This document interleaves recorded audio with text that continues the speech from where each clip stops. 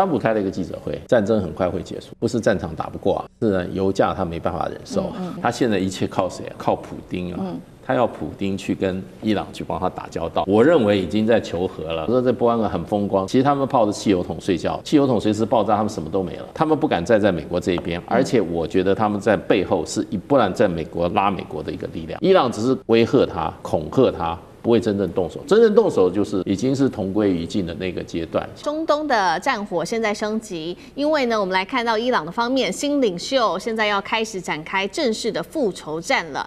另外一方面就是波湾国家现在也陷入在震荡里面，会不会沦为全新的下一个战场呢？再来会看到中俄在这当中是否有暗中布局来帮助伊朗改写整场的战局吗？今天就这些议题，我们会一起来做关心。好，刚刚提到了，其实呢，哈米尼被斩首之后，最新接任的就是哈米尼的次子了。这位是穆吉塔巴，他也正式宣告了说，现在复仇的行动才正要开始。他是56岁的穆吉塔巴。那我们来看到这位是前美国的外交官，同时呢，他也长期研究有关于伊朗的问题。他是这样子评论的，他说呢，穆吉塔巴比他的父亲更糟，而且要更强硬，是这个接下来革命卫队的首选的候选人，所以他就会有非常大的仇要报。会要报仇的原因，也是因为穆吉塔巴家族中有4名的至亲都在这一场美以的轰炸当中丧生了，包括他的父亲、他的母亲、他的妻子以及他的1名儿子哦。CNN 是这样子来描述的，他说穆吉塔巴本人也在战火中受伤了，是引述了来自于伊朗媒体的报道。但是呢，美国智库又在多家的解释，他说呢，穆吉塔巴现在整个人是躲起来的。以色列时报则是持续的说呢，其实从战争爆发以来，就再也没有看到穆吉塔巴了，这是来自于西方的说法，但是未经过任何来自于这个各方的证实。伊朗方面现在又做了哪一些动作呢？虽然看不到穆吉塔巴，但是他的持续的轰炸绝对是持续的。最新命令对美军基地跟以色列发动的第一波报复性的攻击，锁定的就是中东地区的美军据点以及以色列北部多处的军事设施都被炸了，这是针对于美以的攻击。等一下我们会持续的关心呢。同样的战火已经波及到了波斯湾地区的国家，有一些哪些地方遇袭？等一下我们会持续的来做关心。好，我们先来看到这个是来自于西方媒体做的评论，说穆吉塔巴已经逃亡了，这是事实还是西方刻意放出来的一个心理战呢？强硬派的穆吉塔巴接下来接任所谓的新领袖，是否要美国跟以色列血债血还？战争是否变得一发不可收拾？干哥又怎么看？好，穆吉塔巴他被选为继承人啊，说句实在话，跌破了所有西方对于伊斯兰的认知跟他们的这个什么，就说多年的研究心得，因为他就是世袭继承，而不仅仅是什叶派的神权会议，他们是不太希望世袭的，连哈米尼本身他都不赞成。他说我的儿子，我的后代，当时他在世的时候讲的话，不仅仅是说穆吉塔巴他这个二儿子，他还有其他儿子在世的时候，他也不认为他是要接班啊，交棒给自己的儿子，因为他说我们最痛恨的就是巴勒维国王的世袭啊，他是世袭他的父亲，甚至他还要把他的皇位，然后在这个继位给他的儿子瑞莎，瑞莎现在是在这个国外流亡，所以他说我们是绝对不会赞成的。可是现在你要知道，国家处于非常时期的时候，为什么由88名高阶这个神权教士所组成的专家会议，终于确定还是由穆吉塔巴来出任？那就代表着一个意义，什么意义？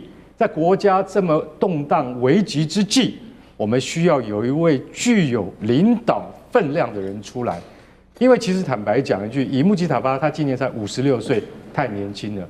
其实，在这么高阶的神权的教士面前，他的火候是不够。当然，他是在就是在他父亲的那个以前的庇荫之下，他也是作为一位神权的老师啊，他也是专门在教授伊斯兰教，专门在教授可兰经，他所教授的教义，甚至会号称说比我们其他阿拉伯世界所教授的教义要更加的深奥，更加的精髓啊！所以他其实在神权方面，他的这个血统是不会容置疑的。然后他的家世又是哈米尼的儿子，亲生儿子，所以说在这个情况之下，我们需要推举出来一个能够马上能够号令天下，能够让大家觉得说他是够分量的。虽然我刚才所讲的一些不利于他的因素，可是后来在专家会议里面还是被排除了。你知道这88位这个这些神权高阶教士里面，一个96岁的，一个是99岁的，这2位真的是就是说他们是最具分量的。他说那就是穆吉塔巴了。为什么？因为我们国家现在需要一个这么有分量的领导人，所以他们共同投票选出了穆吉塔巴作为新的领导人。可是现在问题就来了，就是说，听说他在战争之中也受伤了，我觉得这是很可信的。也就是说，那个《华尔街日报》等等，他们认为说他不太可能在美军跟以色列联合空袭之中安然而退，对不对？你看，父亲哈米尼被炸死，母亲也被炸死，然后呢，他还有一个自己本身就是穆吉塔巴自己本身有一个女儿，甚至后来传出还有另外一个儿子，也就是他自己的儿子也死。这个儿子不是年纪不轻哦，已经20多岁了，快30岁了。也就是说，他等于是哈米尼的第3代了。那照这样讲的话，究竟是4个亲属在战火之中死亡，还是8个人？因为有另外的媒体，就是说伊朗自己本身的媒体说有8个人死亡。那这个因为没有办法核实，我们只知道说在空袭行动当中，穆吉塔巴他要全身而退的可能性不太大，但是他受伤的情况怎么样？说一句实在，我也是认为说他可能受到了轻伤，而没有危及生命，否则他就可以继续的站出来发号施令。当然也有一些媒体在帮他缓颊，他说他现在只想活下去。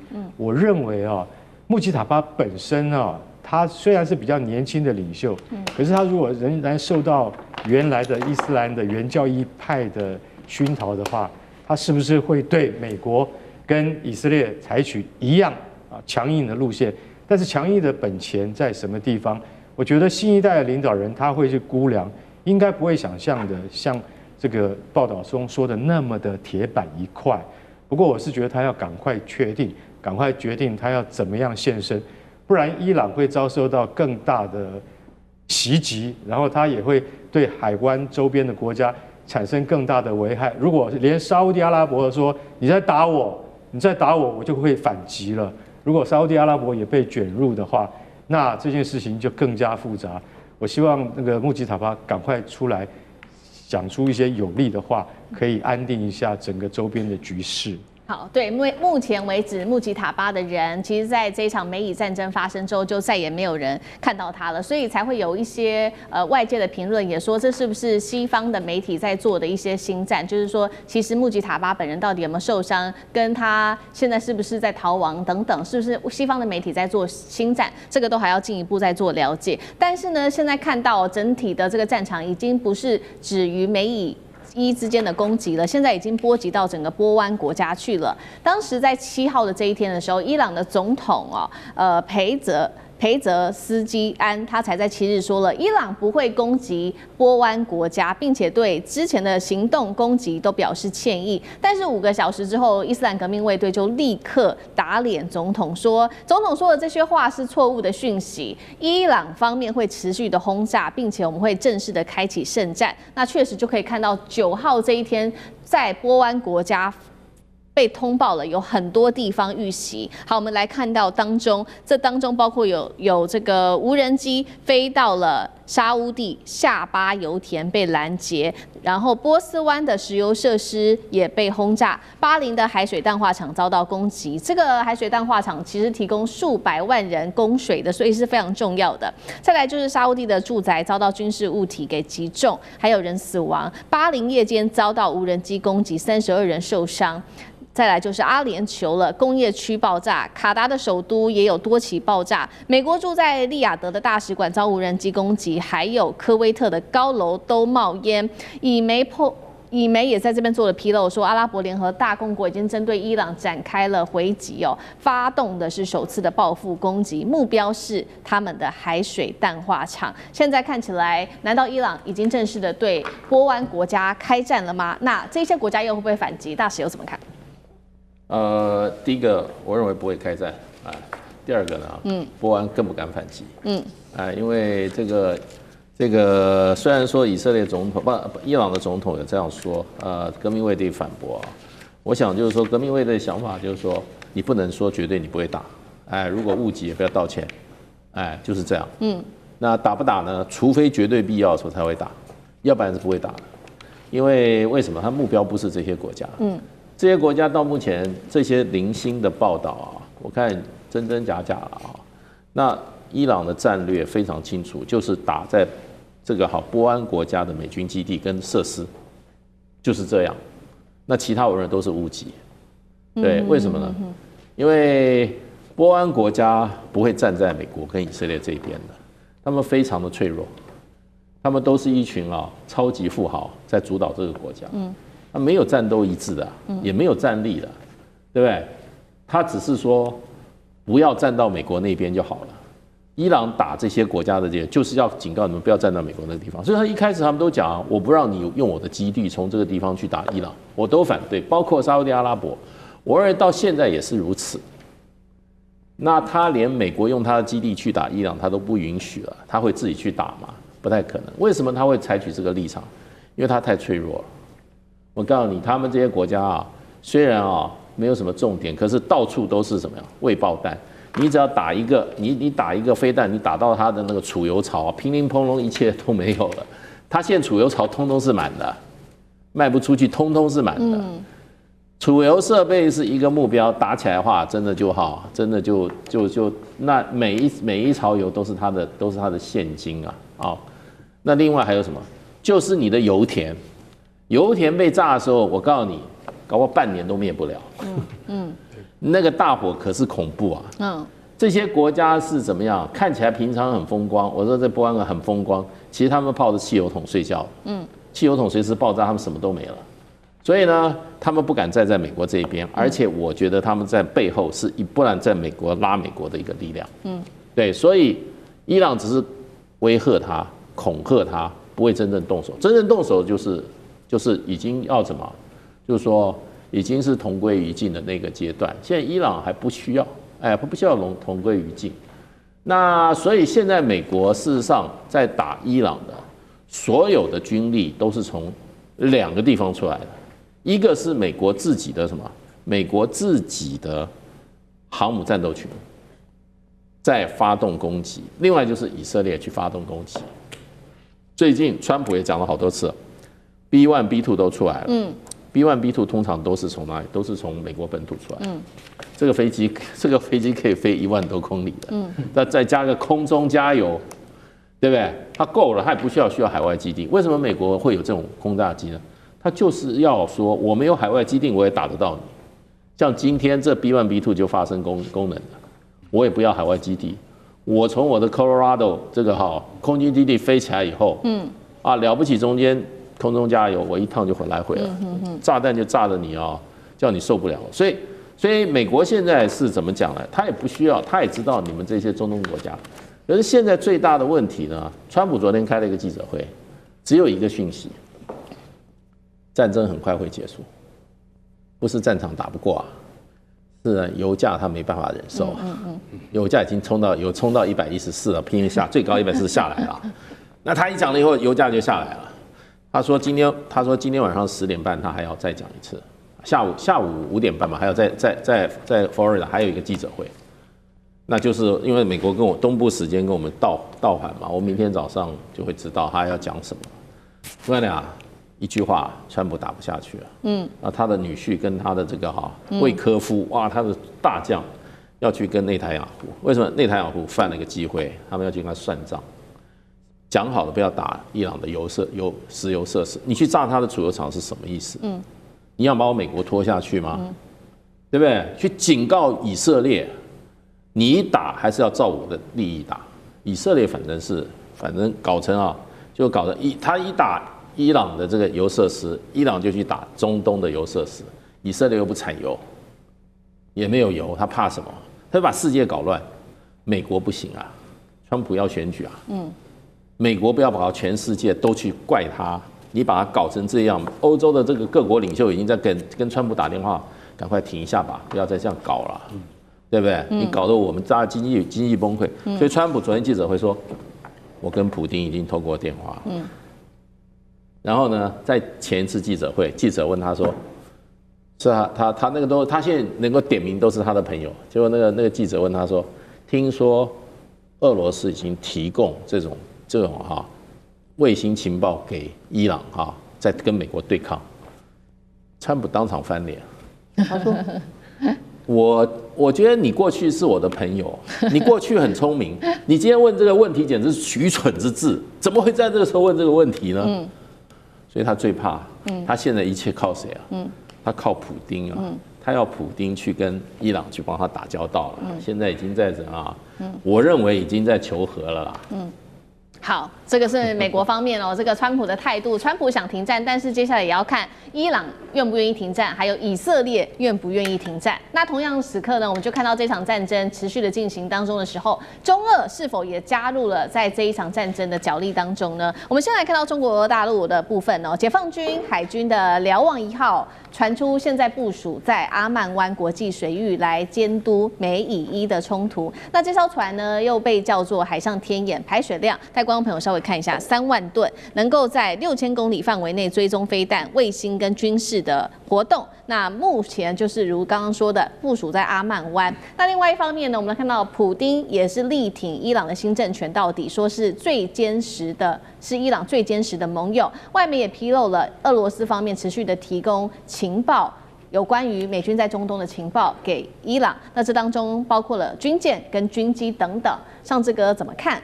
这2个国家是否有帮忙伊朗？纽约时报有个报道，在此前就是说，他认为就是包括俄罗斯跟中国，还有他也点名朝鲜，跟伊朗的关系很好。可是为什么这一波除了谴责都没有具体的动作？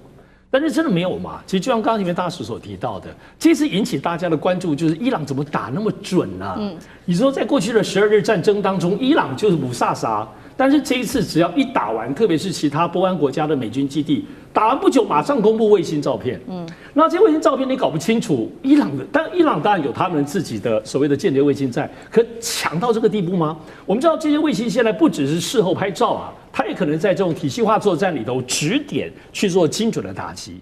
这次伊朗其实到目前为止已经超过30轮的这个攻击当中打得太准了，准到其实每天晚上睡觉前都要看一下这次打多准哈。所以我们看俄罗斯长期以来是伊朗在整个军事发展过程当中，他们的军事结构采用俄罗斯的东西是比较多的。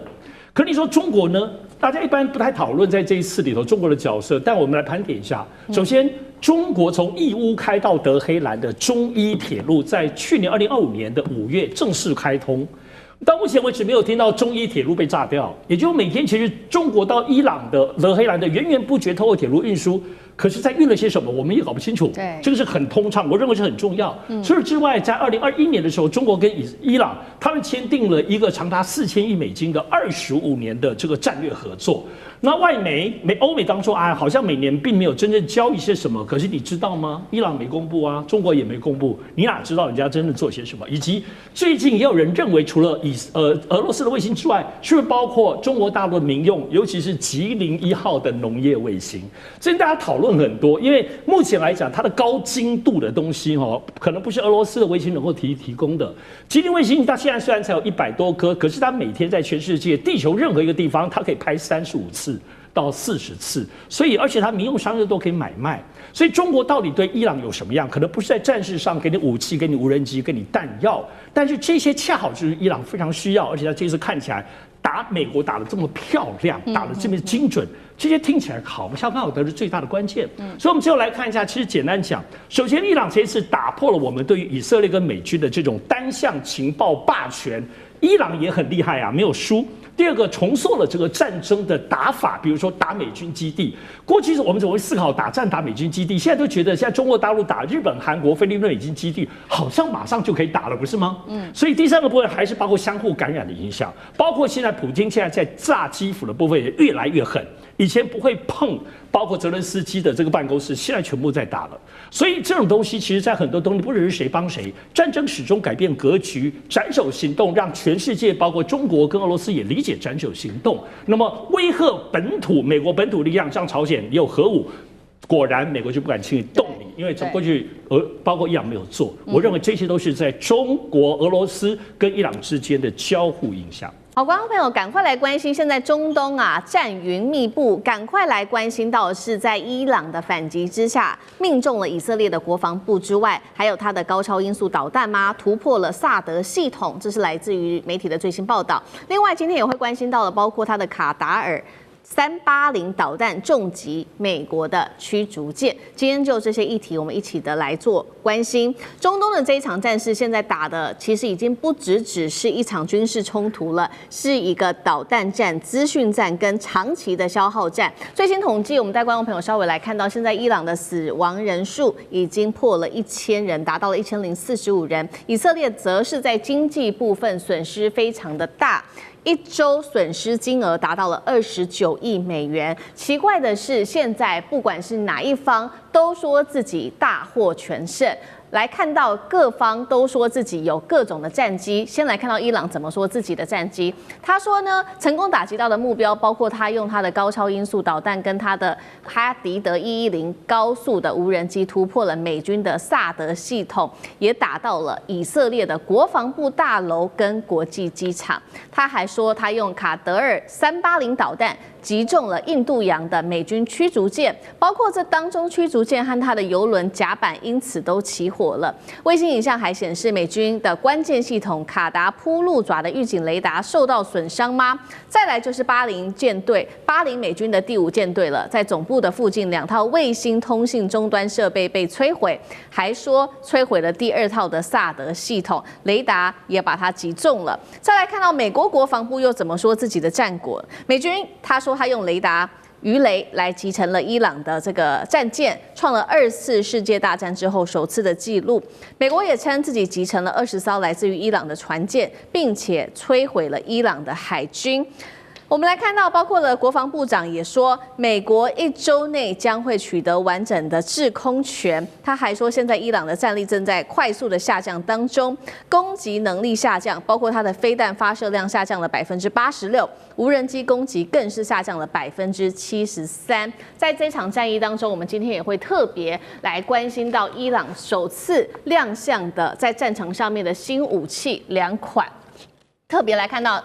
第一款就是哈迪德110的高速自杀无人机了，速度1小时500公里，是目前伊朗最快的攻击无人机。再来就是刚刚特别提到这个卡德尔380导弹，射程更是超过1000公里，具备抗干扰的能力。伊朗同时间也对美国跟以色列发出警告，如果敢试图推翻伊朗的政权，那么以色列的这个迪莫纳的核设施将会成为接下来伊朗的主要攻击目标。伊朗宣称它突破的，不管是萨德系统，或是打击到以色列国防部卡达的雷达站，可不可以解读这代表伊朗找到美军它的防御体系的一个漏洞呢？如果伊朗真的如他说的去攻击了核设施，接下来以色列能够防得住吗？将军怎么看？首先，作战一定是讲究只管通勤指挥管制通讯情报。那我们看到这次伊朗虽然说他作战一开始他的这种指挥领导阶层就被斩首团灭，但是我认为说他们是一个去中心化直管，也就是说，听说他们区分为31个作战单位，这31个作战单位各自按照原来的作战计划在执行当时他们所赋予的作战任务。那第一个，我们就看到他打击的是摧毁的是美国的这个雷达系统这个扑鹿爪雷达。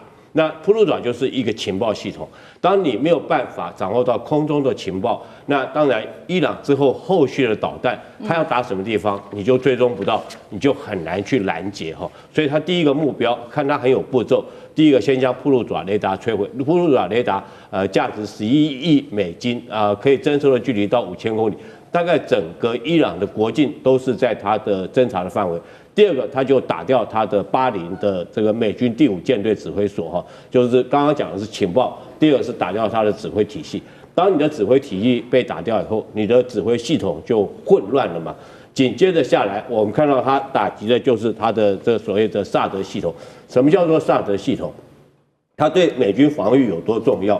萨德系统这个全名称应该是叫做战区防空系统这个防空作战有很多种层级的，譬如说我们最基层的叫做野战防空。什么叫野战防空呢？像刺针飞弹，它跟着部队走的，部队走到哪里，它跟着到哪里啊？它射程只有5公里，就到最后的时候，如果真的有直升机或者导弹，它做最后的防御手段哈。那是这个野战再大一点的叫做区域防空系统。区域防空大概就是200公里，就是这整个地区我都可以防空，这大概射程大概是200公里。那具体来讲，大概就是爱国者系列的导弹哈，譬如说爱国者3。那在更大的叫什么呢？叫做萨德，它是战区，战区的范围包括我们假设将中东定为一个战区的话，它整个中东就是它的一个战区。所以说，又定萨德，如果说摆在这个地方，它对整个这个美军在中东的基地是具有保护的能力，具有防空作战能力。因为第一个，它雷达可以看得很远；第二个，它的导弹的射程可以更高，甚至于它可以防这个拦截从这个太空重返大气层的这种对地的攻击的导弹，它都可以拦截得到。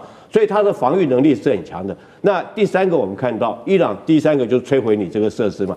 当你这个摧毁设施之后，你就没有防御设施，你的这个防空设施被摧毁掉之后，紧接着我们看到伊朗所打击的就是美军的27个这种在中东地区的基地，甚至于包括在海湾产油国家的重要的政经设施这个经济设施造成整个波湾国家的混乱。所以我认为整个伊朗它的作战虽然说它被这个斩首之后，指挥阶层被斩首之后，但是它作战它是一步一步有步骤来的。那当然这些都摧毁之后，将你美军的这种防空导弹全部拘束在中东地区，让你没办法调用到以色列。紧接下来，他开始对以色列发动所谓的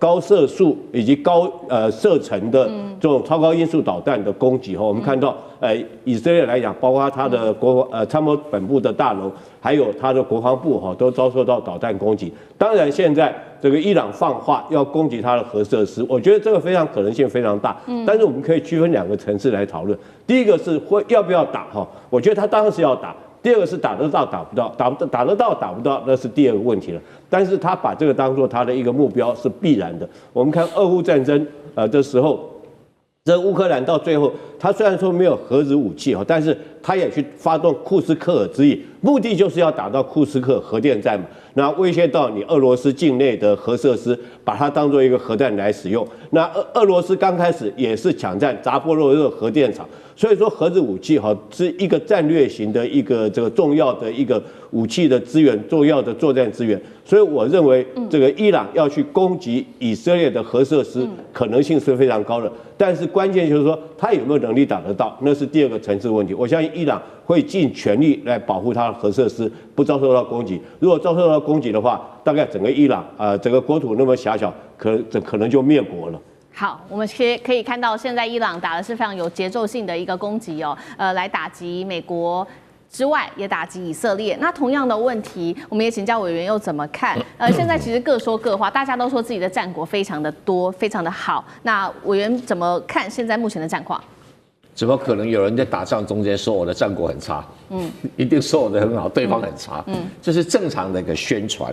但是我们还是要客观的来看待问题首先说要攻打以色列的核设施，这不现实的。我跟各位举个例子台湾的核一厂在什么导弹都打不破，我们的核一厂那么早盖的都打不破。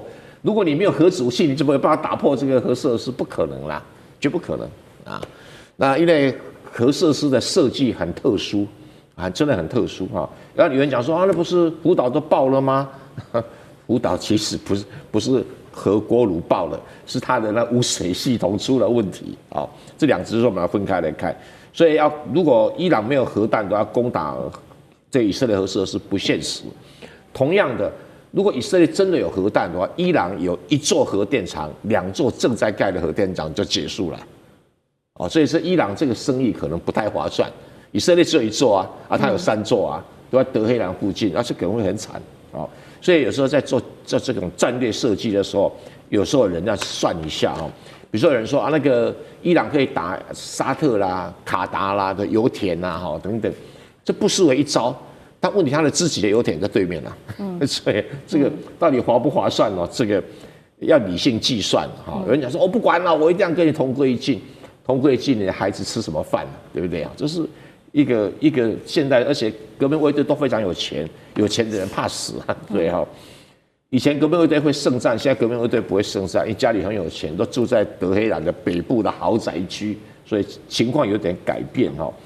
那这一次的打这个萨德系统啊等等，这是正确的做法。为什么？因为它不会动啊，不会动比较好打。像我们台湾的那个铺路爪就在乐山，在第一个时间就没有了。为什么？因为它不会跑。你爱国指挥弹还有那个飞弹车拉来拉去哦，那没有办法，还可以跑，可以煽动人呢。这种固定萨德也是固定的、啊，这种固定的雷达战真的很好打，很好打哈。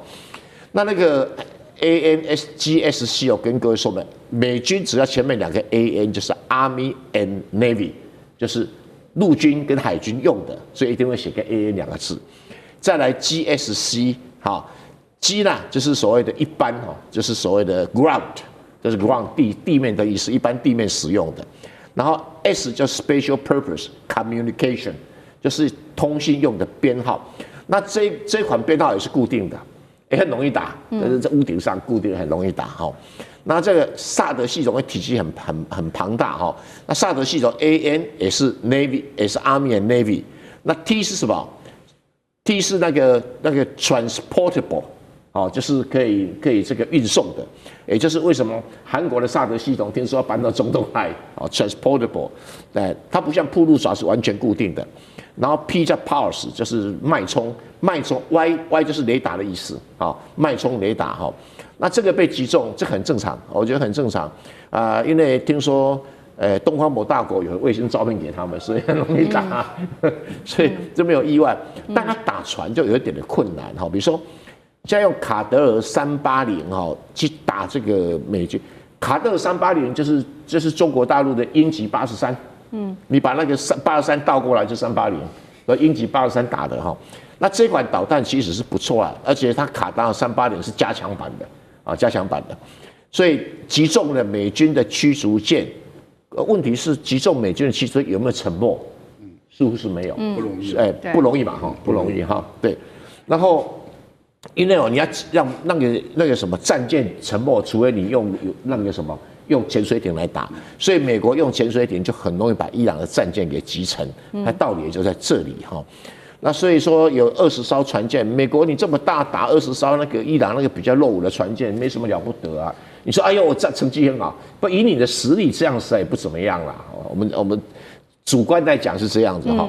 那你美国本来要取得制空权，注意到全世界没有人能够取得100%的制空权，尤其有无人机跟导弹发明以后，以前讲的制空权是我控制飞机，就现在飞机不一定角色有无人机跟那个导弹那么重要了哈。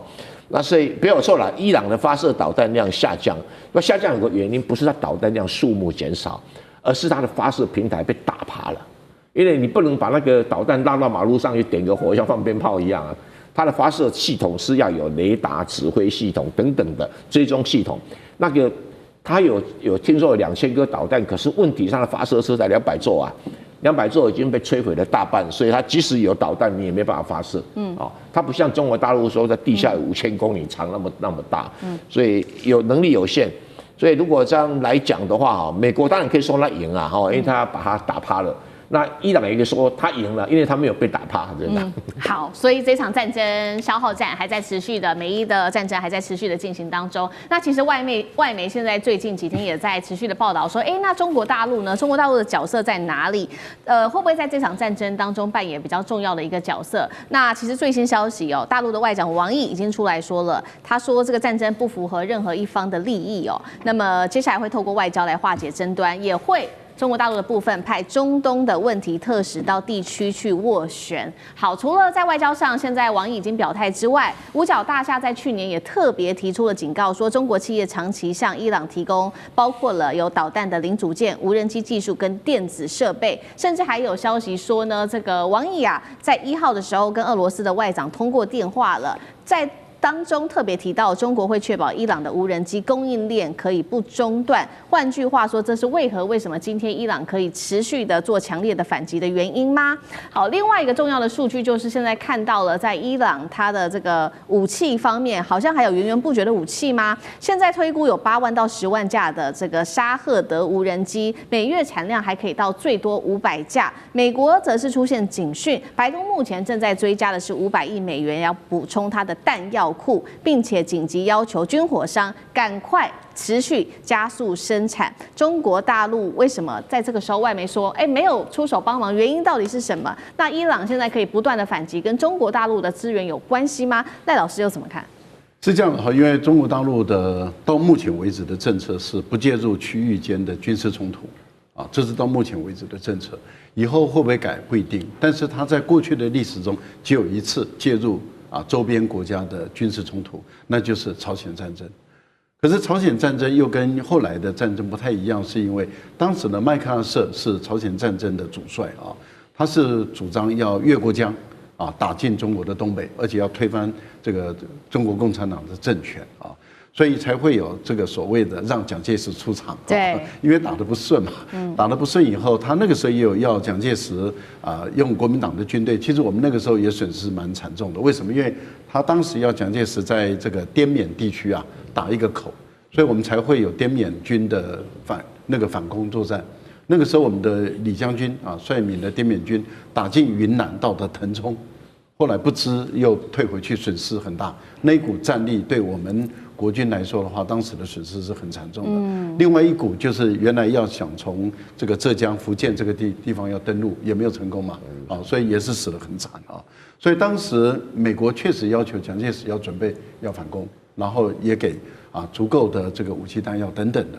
另外，当然这个大陆这边马上就压下去了那美国在这个地方打得并不好，但是那是中国大陆唯一一次跟在外面跟他国来作战那是唯一的一次。因为大陆到目前为止，他走的是不走军事同盟的政策，没有跟任何一个国家签订双边的跟多边的军事同盟，包括上海合作组织都不是军事同盟所以中国大陆没有跟任何一个国家签这种军事同盟组织，那他当然没有义务要介入这个国家的战争。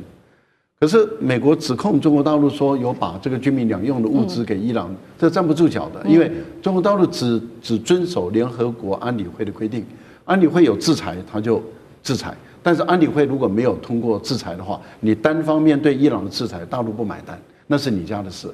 也就是说，你制裁伊朗是你自己违约，你自己违约，我卖军民两用品给伊朗，那是我的权利，你常被管辖管不到我，我才不会理会你。所以美国的指控中国大陆不会理，因为大陆不但不会理，而且大陆会告诉美国，你的单方面的撕毁合约是你自己不对，你不要再讲别人。补充一下，我觉得这个赖老师讲得非常的好就是说中国在开战以后是不可能去帮伊朗。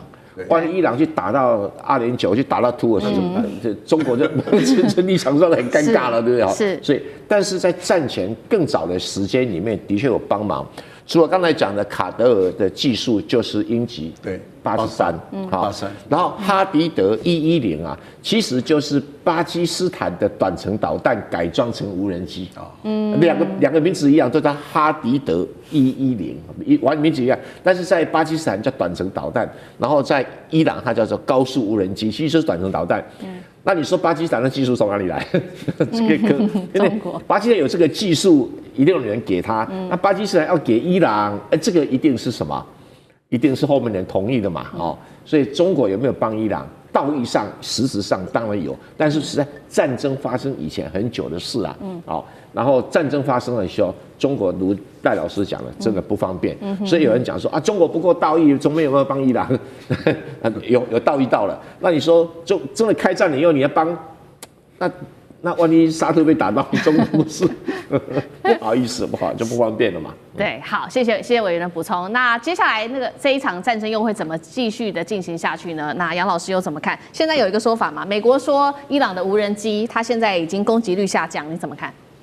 对，昨天美国的参谋联席会议主席凯恩他说，在2月28号到3月4号之间，尤其是进入到3月4号的这个第5天的时候呢，伊朗的攻击大量减少。他用数字来表示，他说飞弹减少83%，无人机减少73%。哦，那这个数字也许是真的，因为伊朗其实一开始他就是用几波的攻击，但少量的无人机和飞弹进行攻击。那在昨天的晚上，伊朗这边释放消息是已经进入到第18波。那第18波他没有讲出他发射多少枚飞弹，可是呢，在第17波就昨天的上午的时候呢，他告知40枚飞弹。所以只有40枚飞弹，那当然无人机可能是1倍之多，因为他们估计伊朗大概在前面的4天总共用了500枚飞弹，2000枚无人机。那个无人机一台大概才2万美元哦，那所以呢，它都是先发射无人机去吸引，就是不管是萨德还是铁穹的这个拦截，然后呢后面跟着就是飞弹、弹道飞弹，所以你看到就是这个对比不成比例，因为无人机1枚2万美元，那爱国者飞弹1枚400万美元，我们刚刚讲到萨德飞弹更不得了，1枚要1200万美元以上，所以实际上现在从韩国、日本可能会接下来要转运的是爱国者飞弹。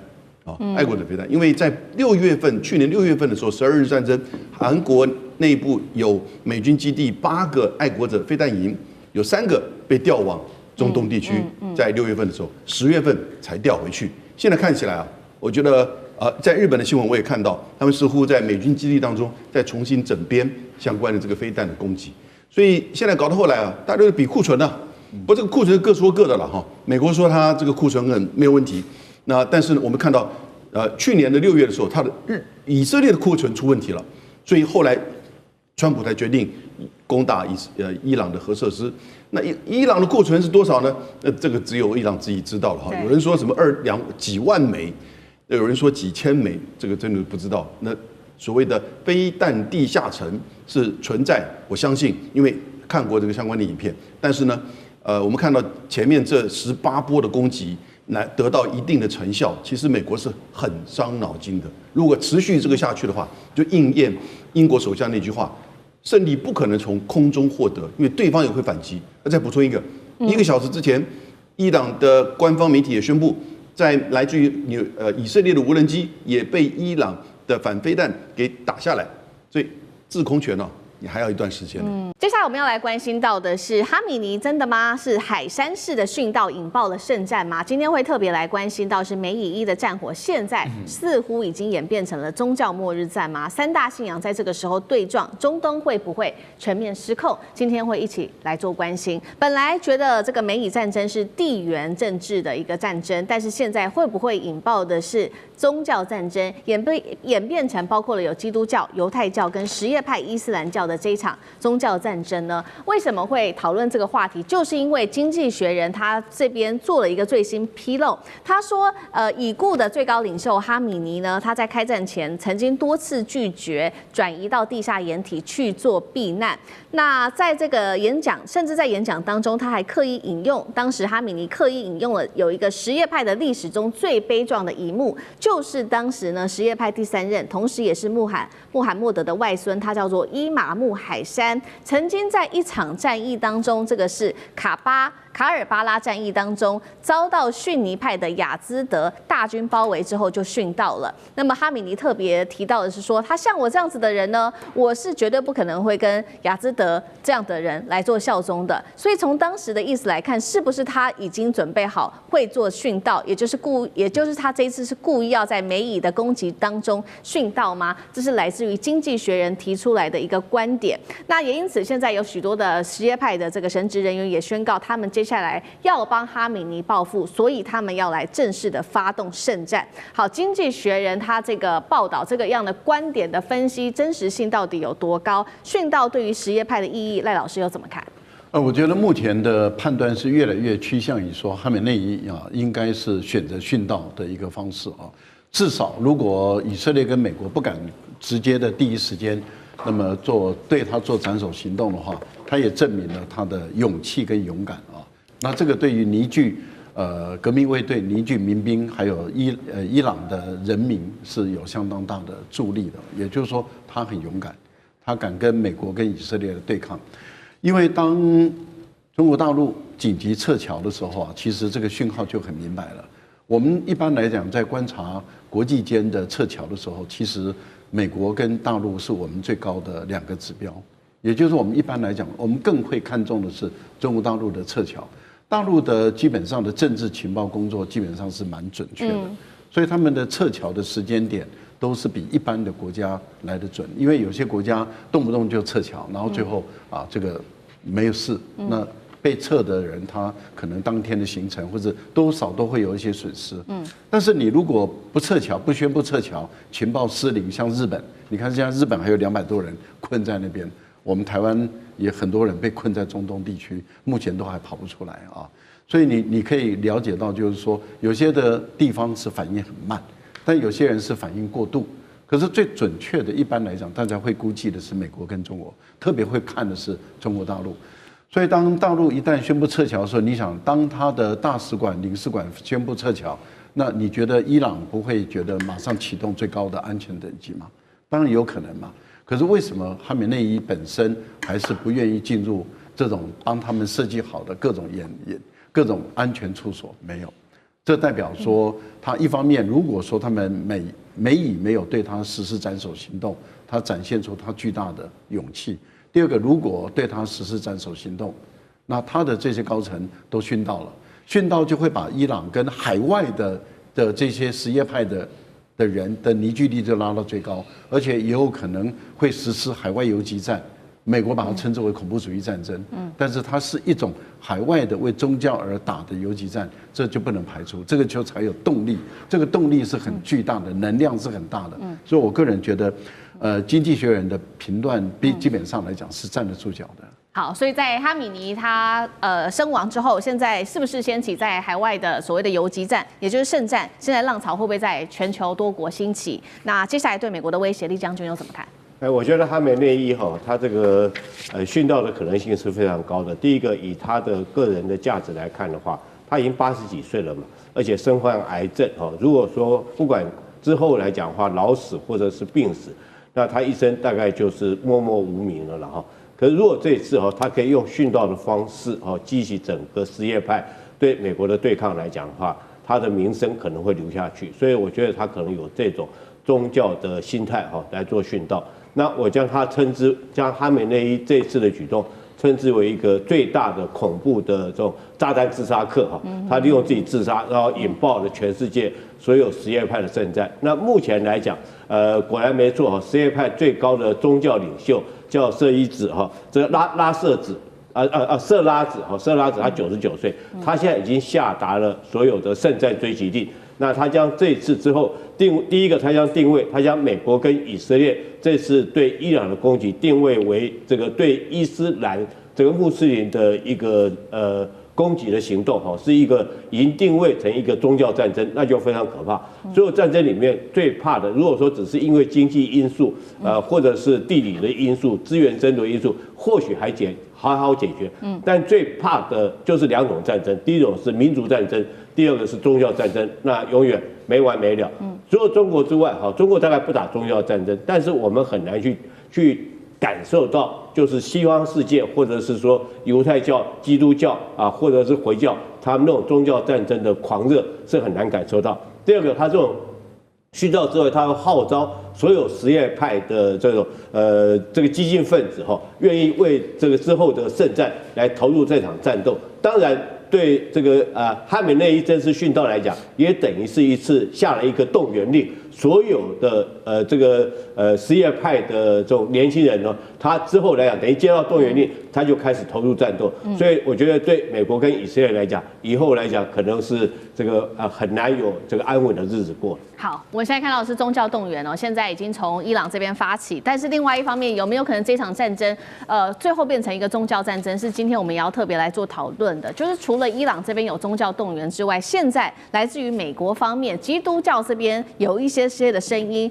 这个是来自于美国的非营利监督组织，叫做军事宗教自由基金会，表示说最近呢收到了许多封美军士兵的投诉，部分的军官在内部动员的时候说这一场战争是神圣的计划，他们大量的引用圣经启示录关于末日大决战的一个段落，还说川普呢是受到耶稣基督高抹拣选的领袖，对伊朗开战是为了引发末日之战，来迎接基督再临。那同时呢，以色列的总理纳坦雅胡则是引用了犹太教典妥拉，将伊朗比喻成纯粹邪恶的宿敌亚玛力人。接下来有没有可能爆发宗教战争？委员又怎么看？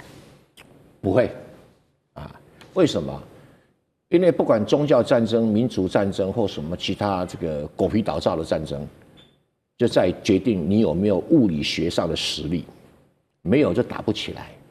举个例子，以色列好啊，你圣经也好，妥拉经也好，妥拉经就是摩西五经，就是旧约圣经前面那一部分。你不管怎么宣传，这个你跟伊朗距离都1600公里啊，你也不可能消灭伊朗啊。所以最后还是要什么呀？乖乖，不是和平共存，而是有敌意的共存啊。再来，我们也不用帮这个伊朗去吹嘘啊，伊朗没有那个能力啦。你说什么圣诞是全世界东突厥搞个老半天，东突厥在中国还不照常被镇压下去，对不对？这讲究是物理实力，没有那个物理实力，只是精神抗议没有。那当然了，每方面都会宣传啦，哈，比如说那个所谓的哈米尼被宣传成殉道，但我怎么看都不像殉道，殉道会把老婆、小孩、孙子带在旁边给人打吗？不可能的嘛，可是有这个需要，你总不能告诉他说哈梅尼是被骗的，被川普骗了，所以被打死了。是他真的是被川普骗啦，可是被骗多难听啊，对。那可是这样宣传可以鼓起这个什么伊朗力，可是问题伊朗人没那个实力啊。你说什么全世界圣战士如果几只小猫，那个恐怖分子街头上会有了，比那个美国那个整天开枪人数还少啊。美国一年街头上开枪至少死1000人啊！我讲的是警察开枪的哦，不包括自己开枪杀来杀去的哦。那规模根本还不能跟这个比。那你要像宾拉登搞是911哈，那宾拉登手上几十亿就为了这个计划，你像伊朗拿了个几十亿啊，不切实际了啊。所以这个战争本身要回归物理原理，你有多大的本钱、武力、粮食、弹药，补给啊。能够从事多大规模的一个运作，所以你说要变成宗教战争，你看那个十字军东征，赢了吗？也没赢嘛，战线太长了嘛，所以这个宗教战争在大部分的内战比较残酷，因为我离不开你，你离不开我，对，所以就会杀得很残酷。但是如果是两个宗教离很远，你美国基督教你离伊朗多远，你怎么可能消灭伊朗来回伊斯兰教？那什叶派也没有特别厉害，逊尼派 IS 就是逊尼派，还比那个什么什叶派更强。所以宣传你不要被宣传的给骗了，宣传是专门在骗人的。好，那我们也回顾到说，那这一场战争现在中间有一些的争议，就是在大家在了解说为什么当初哈米尼会被斩首，还有48名的这些高层会被团灭，是不是当中伊朗内部有内鬼？也就是说，现在把矛头指向了伊斯兰革命卫队的精锐部队的这一位司令，他是圣城旅的司令卡尼。从2020年他就担任这个圣城旅司令的这个指挥官。那现在在怀疑是不是他当初把一些消息透露给以色列的情报单位摩萨德，所以说他没有在这一次美国的斩首当中身亡，有没有可能？杨老师怎么看？他就算不是内鬼，他现在也一定是内鬼。因为你是唯一在最高层当中没有死亡的，自己很危险，对不对？所以呢，当然他就不可能再继续担任圣城旅就是革命卫队的司令了哈。至于哈梅尼是不是殉道，我觉得很简单，伊朗人选择相信他是殉道。他们认为说他不需要去停留在最高领袖的办公室。因为你在图片上看到，就是总统办公室中间有个清真寺，然后旁边就是最高领袖办公室，那打得很精准。那总统办公室完全这个一毫无伤，所以这个对伊朗人而言，其实这个86岁的哈梅尼在他的办公处所，那我们就叫因公殉职啦，对不对？那当然你会觉得，为什么他的女儿、他的孙子？因为你也不知道哪一天会被炸嘛。但是在那个时间点呢，你还去那个办公处所，其实他大概知道他就要选择的一个道路。那伊朗人就选择相信如此。那另外就是我们看到，他整个49位，包含和这个哈梅尼的这个高层都被干掉。可是你看到后面非常有节制、有步骤，而且还蛮精准的18波的攻击，27个美军基地、雷达，然后呢海军基地，以及以色列的各式的基地，特别是特拉维夫，虽然这个越打越少，但是呢一直持续，就表示说其实他们等于就是说，立章就讲的没错，他有一点这种所谓去中心化，但事实上不是完全去中心化，那否则怎么去协调27个基地谁打谁啊？对，谁去打？所以那个机制还是在。我觉得，尤其是现在一直在传出来，就是哈梅尼的儿子穆杰塔巴。那如果是他的话，不管是不是他，我觉得在这个事件之后很有趣味的是，圣战化这个的确，因为很多美国的一些评论员觉得川普做错了，你不应该这个时候把86岁的哈梅尼给打掉，你跟整个穆斯林以及伊朗那是世仇了，因为他是精神领袖，他是宗教领袖。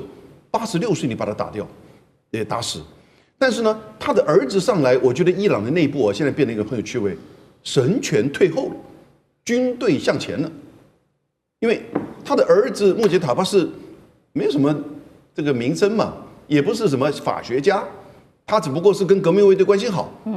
那革命卫队需要一个支持者一直在拱他，以前就是这样的因素。那但是因为他是世袭，但看起来不可能。